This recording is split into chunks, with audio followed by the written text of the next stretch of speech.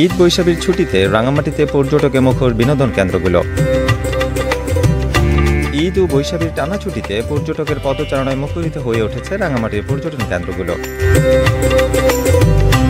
শনিবার 13 এপ্রিল সকাল থেকে রাঙামাটির পলইল পার্ক, পর্যটন ঝুলন্ত সেতু, রাঙামাটি পার্ক সহ রাঙামাটির পর্যটন কেন্দ্রগুলোতে গিয়ে এমন চিত্র দেখা গেছে। মেঘের রাজ্য সাজেকে প্রায় 80 থেকে 90% কটেজ বুকিং হয়েছে। পর্যটক সংশ্লিষ্টরা জানিয়েছেন, ঈদ উল ফিতর ও পাহাড়ের অন্যতম সামাজিক উৎসব বৈশাখী ও বাংলা নববর্ষকে ঘিরে পাহাড়ে চলছে উৎসবের আমেজ। এতে যোগ দিতে পাহাড়ে ছুটে আসছেন পর্যটকরা। হোটেল মডেলে প্রায় 100% অকুপেন্সি হয়ে গেছে এবং ঝুলন্ত ব্রিজের দর্শনার্থীও একেবারে আসার আমাদের পর্যটক আসছে। আসার আগে আমাদের লক্ষ্যমাত্রা অনুযায়ী আয় হবে আসার আগে। মেঘের রাজ্য সাজেকেও প্রায় 80 থেকে 90% কটেজ বুকিং রয়েছে।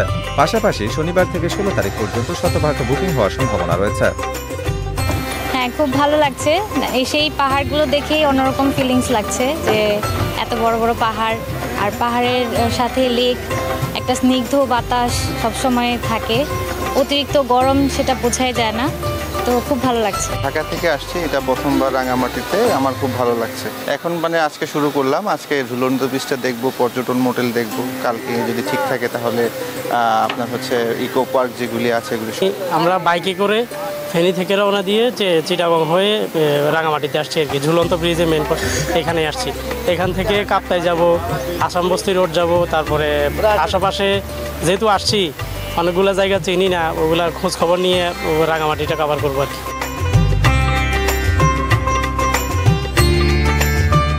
রাঙামাটির পুলিশ সুপার মীর আবু তৌহিদ জানিয়েছেন, আশা করছি বান্দরবনের সন্ত্রাসী কর্মকাণ্ডের প্রভাব রাঙামাটিতে পড়বে না। পর্যটকদের সার্বিক নিরাপত্তায় ব্যবস্থা নেওয়া হয়েছে।